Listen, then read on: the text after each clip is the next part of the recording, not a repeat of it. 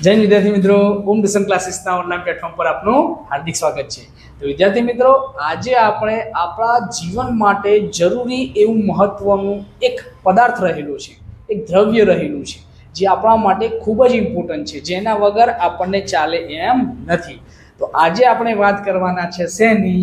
તો કે પાણી વિશેની ચર્ચા કરવાના છીએ કે આપણા જીવનમાં પાણીનું મહત્વ કેટલું રહેલું છે, આ પાણી આપણને કેટલી અવસ્થાઓમાં મળે છે, પાણીનો પુરવઠો આપણા જોડે કેટલો રહેલો છે, અને સાથે સાથે પાણીના લગતા જે પણ સંમેલનો થયા હશે અથવા તો જે પણ એના માટેના વર્ષ ઉજવણી થઈ છે એની ચર્ચા આજે આપણે કરવાના છીએ। તો વિદ્યાર્થી મિત્રો, શરૂઆત કરીએ છીએ આપણે કે આપણા ટોપિકનું નામ શું છે? તો કે પાણી એક અમૂલ્ય સ્ત્રોત તરીકે રહેલો છે, જેમાં પાણીની ટોટલ આપણને કેટલી અવસ્થાઓ જોવા મળે છે? તો કે પાણીનો પર્યાયી શબ્દ પહેલા આપણને ખબર હોવી જોઈએ। પર્યાયી શબ્દ એટલે સિમિલર શબ્દ, બરાબર, સમાનાર્થી શબ્દ કયો રહેલો છે? તો કે જળ રહેલો છે। અને આ જળની ટોટલ કેટલી અવસ્થાઓ રહેલી છે વિદ્યાર્થી મિત્રો? 3 અવસ્થાઓ રહેલી છે। એમાંથી કઈ કઈ અવસ્થા છે? તો કે પહેલી અવસ્થા છે એને આપણે ઘન અવસ્થા કહીશું, સોલિડ અવસ્થા।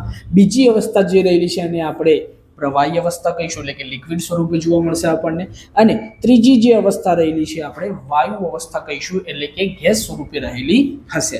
આ ઘન સ્વરૂપે જે પાણીની અવસ્થા જોવા મળશે એને આપણે શું કહીએ છીએ? તો કે બરફ તરીકે ઓળખીશું। શેના તરીકે ઓળખીશું? બરફ તરીકે ઓળખવાના છે।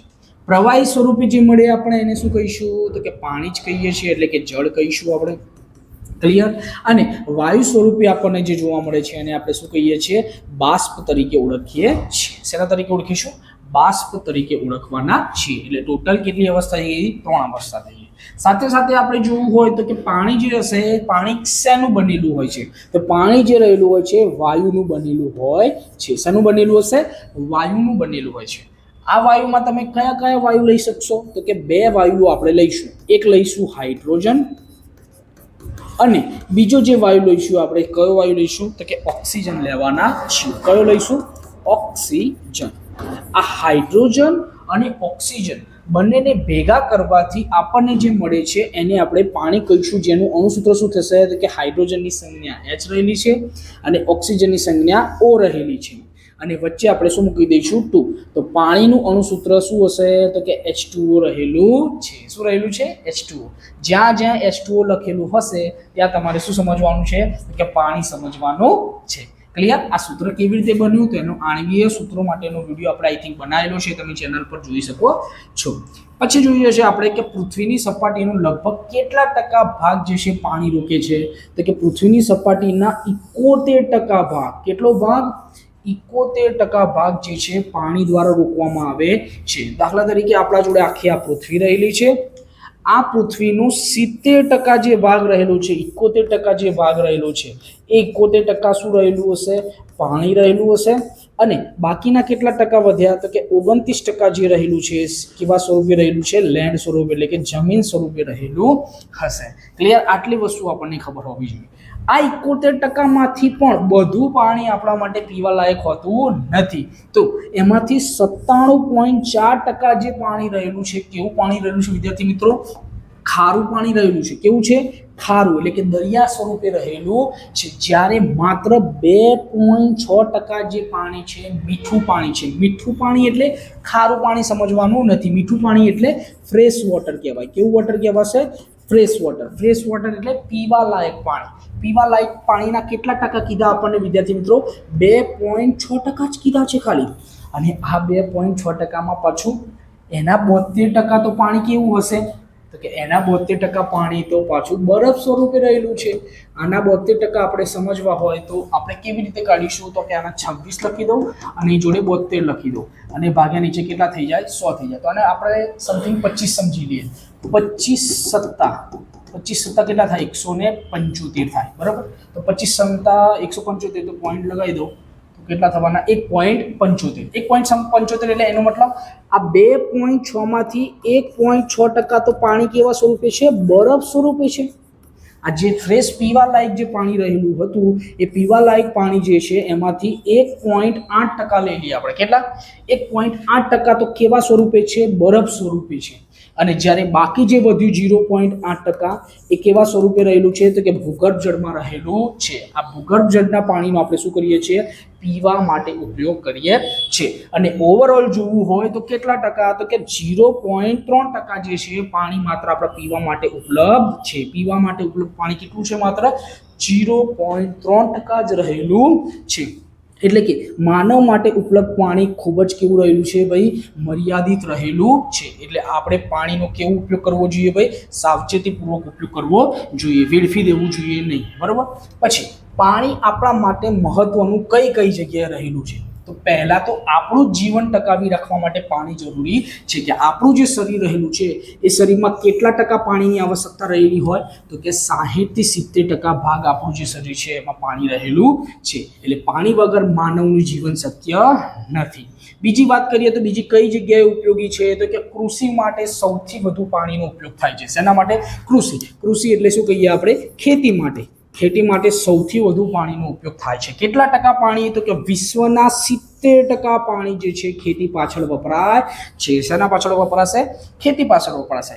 ખોરાકનું ઉત્પાદન સંપૂર્ણપણે પાણી પર આધારિત રહેલું છે. કે આપણે જે પણ જાતનો પાક ઉગાડીશું એ તમામ પાક શેના ઉપર આધારિત હશે? પાણી ઉપર. એમાં સૌથી વધારે આપણે જોવા જઈએ તો પાણી કયા પાકમાં વપરાતું હોય છે? તો આપણને ખબર છે ડાંગર જેવા પાક જે રહેલા હશે, મકઈ રહેલી હશે, એવા પાકોમાં આપણને પાણી કેવું વપરાતું જોવા મળશે? વધારે. એમાં સૌથી વધારે યાદ રાખવાનું શું? ડાંગરવાળા પાક. એમાં આપણે છેક ઢીંચણ સુધી આવી જાય એટલું બધું પાણી આપણે એમાં શું કરતું હોય છે? તો કે આપણે અંદર ખેતરમાં રાખવું પડતું હોય છે. ત્યારે જ આ પાક સારો થાય છે, નકર થતો નથી. એના પછી આપણે જોઈએ છે કે ઉદ્યોગોમાં કેટલા ટકા પાણી રહેલું હશે? તો કે 19% પાણી રહેલું છે. એટલે કે 19% પાણી આપણે વાપરી નાખ્યા છે ઉદ્યોગોમાં. કેવા સ્વરૂપે?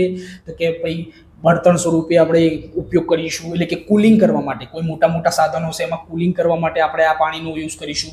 કંઈ માલ સામાન જે છે એને વોશિંગ કરવા માટે આપણે ઉદ્યોગોમાં યુઝ કરીશું. એ પ્રમાણે કેટલા ટકા આપણે વાપરી નાખ્યા છે? 19% વાપરી નાખ્યા છે. પછી ઘરગથ્થુ ઉપયોગોમાં આપણે કઈ રીતે ઉપયોગ કરીએ છીએ? તો કે પીવા માટે ઉપયોગ કરીએ છીએ, રસોઈ રાંધવા માટે ઉપયોગ કરીએ છીએ, સાફ સફાઈ માટે આપણે પાણીનું શું કરી નાખીએ છીએ? વેડફી નાખતા હોઈએ છીએ. પછી પર્યાવરણ માટે કે કઈ રીતે ઉપયોગી હશે? તો કે પર્યાવરણ માટે કેવી રીતે મહત્વનું છે? તો કે નદીઓ જે રહેલી છે, જંગલો રહેલા છે, પ્રાણી જીવન રહેલું છે, બધા કોના ઉપર નિર્ભર છે ભાઈ? પાણી ઉપર નિર્ભર રહેલા છે. ક્લિયર?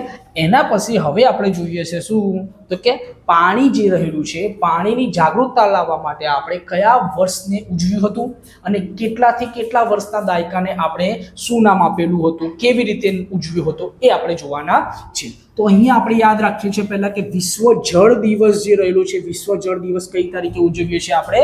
તો કે 22 માર્ચે ઉજવીએ છીએ. ચકલી પાણીમાં ગઈ અને પછી ક્ષય થયો અને શું પામી ગઈ? મૃત્યુ પામી ગઈ. એવી રીતે આપણે યાદ રાખેલું છે આ ડેટોને. બરાબર. 20 માર્ચથી લઈને 24 માર્ચ સુધીની ડેટો યાદ રાખવાની છે. એમાંથી 20 માર્ચ જે રહેલી છે એ 20 માર્ચ કયા દિવસ તરીકે ઉજવાશે? તો કે 22 માર્ચ તરીકે ઉજવાશે. પછી વર્ષ 2003 જે રહેલું હતું એ વર્ષ 2003માં આંતરરાષ્ટ્રીય મીઠાનું વર્ષ તરીકે આપણે ઉજવણી કરવામાં આવી હતી. કયા વર્ષને આંતરરાષ્ટ્રીય મીઠાનું વર્ષ એટલે કે ફ્રેશ વોટર, ઇન્ટરનેશનલ ફ્રેશ વોટરના વર્ષ તરીકે આપણે સેલિબ્રેશન કર્યું હતું? તો કયા વર્ષને? 2003ના વર્ષને આપણે ઉજવ્યું હતું. આ ફરજિયાતપણે જે કોમ્પિટિટિવ એક્ઝામની તૈયારી કરતા હોય એમને યાદ રાખવાનું છે. એના પછી વિશ્વ જળ દિવસ જે છે એ 2005માં કોની સામાન્ય સભા હતી? તો કે યુનાઇટેડ નેશન જે રહેલું છે એની સામાન્ય સભામાં 2005થી લઈને 2015ના જે સમયગાળો રહેલો છે એ દાયકાને આપણે શું કીધું હતું? જીવન માટે પાણી, વોટર ફોર લાઈફ ને કાર્યરત કરવા માટે આંતરરાષ્ટ્રીય દસકા તરીકે આપણે નક્કી કરવામાં આવ્યો હતો. અને આ દસકો કેમ ઉજવ્યો હતો? તો કે પાણીની જાગૃતતા લાવવા માટે આપણે એને ઉજવેલો છે. ક્લિયર? એના પછી આપણા જોડે શું રહેલું છે? કે ભૂમિમાં પાણી જે રહેલું હશે, કે આપણા જોડે જે જમીન છે એ જમીન ઉપર જે વરસાદ સ્વરૂપે અથવા તો કોઈ પણ સ્વરૂપે આપણા જોડે પાણી રહેલું હશે, સરોવર સ્વરૂપે, નદીઓ સ્વરૂપે, બરાબર, તળાવ સ્વરૂપે, ગમે તે સ્વરૂપે આપણા જોડે પાણી રહેલું હશે. હવે પાણી શું થશે? તો કે આ જે ભૂમિની જે સપાટી હશે એ સપાટીથી ધીમે ધીમે કઈ જગ્યાએ ઉતરવાનું ચાલુ કરશે? નીચે ઉતરવાનું ચાલુ કરશે. અને આ ઉતરવાની પ્રક્રિયાને આપણે શું કહીએ છીએ? અનુશ્રવણ તરીકે ઓળખીએ છીએ. ક્લિયર? ભૂમિમાં પાણી નીચેની તરફ પ્રસરણ પામવાની ક્રિયાને અનુશ્રવણ કહેવામાં આવે છે. પછી સંગ્રહાલય જે રહેલા હશે, પાણીના જે સંગ્રહાલય જે રહેલા હશે એના ઉપરના સ્તરને આપણે શું કહીશું તો કે ભૂમિય જળ સ્તર તરીકે ઓળખીશું. કે પાણીના જે સંગ્રહાલયો હશે નીચે જમીનમાં અને જમીનમાં ઉપરનું જે સ્તર રહેલું હશે એ સ્તરને આપણે શું કહીશું? ભૂમિય જળ સ્તર કહીશું. અને આ સ્તરના નીચે જે પાણીનો આપણને પુરવઠો મળી રહ્યો છે એ પુરવઠાને આપણે શું કહીશું? ભૂમિય જળ તરીકે ઓળખીશું. તો કે ભૂમિય જળ સ્તરની નીચે જોવા મળતા પાણીને આપણે ભૂમિય જળ તરીકે ઓળખવાના છીએ. અને કેટલાક સ્થાનોએ સ્થિત કઠણ ખડકોના સ્તરો વચ્ચે ભૂમિય જળ સંચિત થઈ જાય છે. એટલે કે આ જમીન હતી, જમીનના નીચે શું હતા તો કે ઘણા બધા ખડકો રહેલા હતા. હવે આ ખડકોના વચ્ચે શું થઈ જાય છે તો કે અહીંયા પાણી ભરાઈ જાય છે. અહીંયા શું થઈ જાય છે? પાણી ભરાઈ જાય છે. હવે આ પાણી જે ભરાયું છે એને સંચિત થવું કહેવાય. શું કહેવાય? સંગ્રહ પામવું કહેવાય, સંચિત થવું કહેવાય. અને આ સંચિત જે પાણી રહેલું છે અને આપણે શું કહીએ છીએ? ભૂમિય જળના ભંડારોને આપણે જલભર અથવા તો જલ સંગ્રાહકો તરીકે પણ આપણે ઓળખી શકીએ છીએ. તો વિદ્યાર્થી મિત્રો, આ શું હતી તો કે પાણી વિશે કેટલું મહત્વ રહેલું છે આપણા જીવન માટે એની સંપૂર્ણ ચર્ચા આપણે કરી દીધી છે. આ પાણીના લગતા વિડીયો કોને કોને ઉપયોગી સાબિત થશે તો કે 6 થી લઈને 12મા સુધીના જે ધોરણમાં અભ્યાસ કરી રહ્યા છે તમામ વિદ્યાર્થી મિત્રોને જાગૃતિ લાવવા માટે અને સાથે સાથે કોમ્પિટિટિવ એક્ઝામની જે તૈયારી કરી રહ્યા હતા એ વિદ્યાર્થી મિત્રોને આમાંથી ક્વેશ્ચન પૂછાઈ શકે છે. તો વિદ્યાર્થી મિત્રો, જો વિડીયો આપને પસંદ આવે તો વિડીયોને લાઈક, શેર અને સબસ્ક્રાઇબ કરવાનું ભૂલતા નહીં. ફરી મળીશું એક સરસ મજાના વિડીયો સાથે. ત્યાં સુધી જય હિન્દ, જય ભારત.